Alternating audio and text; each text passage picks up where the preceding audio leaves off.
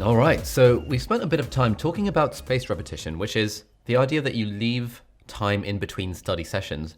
Let's now talk about interleaving, which involves how you split up your time within one study session itself. And interleaving is the idea that we should mix up our practice as we go along within the same study session.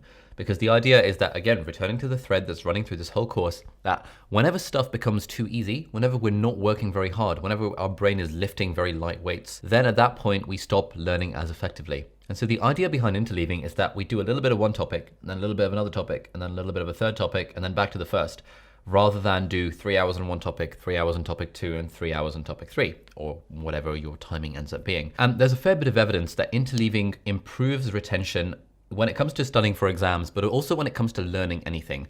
So again, in the book, Make It Stick, which I don't have a physical copy of because I read it on Kindle, but you should definitely read that.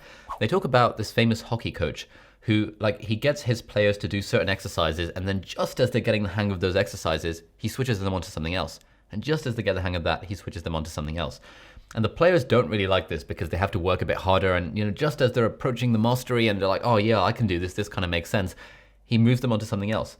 But he gets results, and the teams end up winning loads of stuff, and the players are happy for it in hindsight because they recognize that actually it's only when stuff is difficult, that's when we're actually learning it. So sort of like me, if I'm practicing the guitar, I try and tell myself that, okay, I'm going to do 10 minutes of kind of chord practice, 10 minutes of finger practice, 10 minutes of music theory.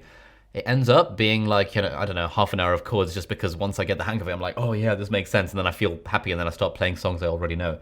But that's not the effective way of learning. What I should be doing is I should be interleaving my guitar practice, just like we should all be interleaving our practice of exam-related stuff. There's been loads of evidence about this when it comes to studying, specifically when it comes to studying maths problems. That's what it seems a lot of the studies are based around.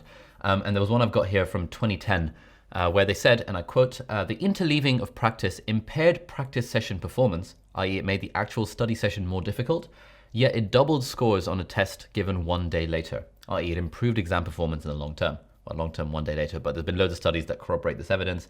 Basically, it feels really hard to switch up the topics during the study session, but whenever it feels hard, it's a sign that we're doing it right. When it feels easy, it's a sign that we're doing it wrong.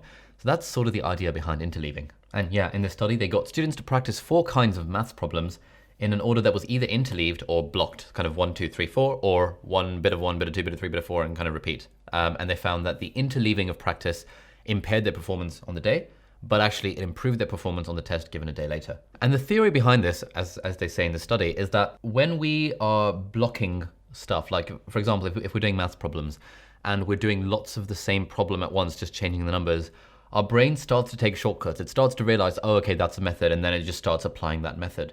But if we're doing different sorts of problems that are all mixed up, our brain has to take that initial step of thinking, okay, what method do I have to use to solve this problem? And the very fact that our brain requires that extra step means that we're more likely to perform better on the exam when the exam is given later on. And so how does that work for me? So when I'm studying medical stuff, what I do is I keep interleaving in mind. So for example, if I'm studying physiology for the day and I'm spending a whole day doing physiology, it's probably a bit suboptimal because I should probably split my time up between physiology, anatomy, and biochemistry. But at the moment, it's physiology that I'm focusing on. If I'm going to do physiology for a whole day, what I try and do is I try and be like, okay, in the morning I'm going to start off with nerves, and then in the afternoon I'll do a bit of muscles, and then I'll revise nerves a little bit with my active recall questions, and then I'll go into some kidney stuff, and then just as I've kind of gone about maybe half an hour to an hour on the kidney stuff, then I'll move on to the respiratory stuff, and I try and interleave my practice of the stuff within that study session. And equally, when I was preparing for my, for example, 3rd year or 2nd year medical school exams at Cambridge, we had loads of subjects that we had to prepare for. And my technique was to memorize lots of different essay plans for the different subjects. So like in the exam, we had to pick from 5 essays and we had to answer 2. And I was hoping that if I prepared enough essays in advance, I'd have 2 come up in the exam that I knew how to do.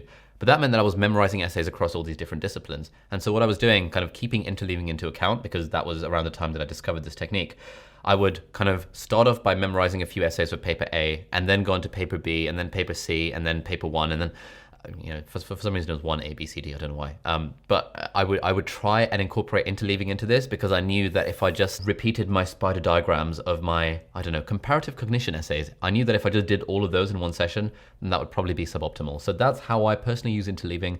I think it's just something worth keeping in the back of our minds, that we want studying to be hard.